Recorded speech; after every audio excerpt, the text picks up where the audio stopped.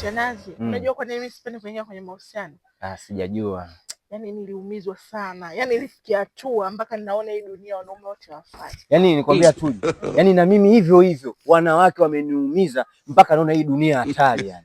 Sasa wewe Chanazi ya kwako madogo, mimi nimepitia mazito kwa sababu mwanaume nilokuepo naye alikuwa ni gaidi. Yaani aliniumiza yule baba. Yaani na mimi hivyo hivyo mwanamke nilikuepo naye alikuwa ni gaidi, ameniumiza sana yule dada yani. Lakini Chanazi, mimi mwenzako yule baba alinitumia vijana walinibaka. Yaani na mimi hivyo hivyo walikubaka. Alinitumia wadada wa kike wakanibaka. Chanazi umebakwa. Kumbe walikubaka. Walikubakaje wewe? Wadada sana wanaume kama wanaume. Basi kwa sababu tumebakwa hamna shida. Yaani Bwana.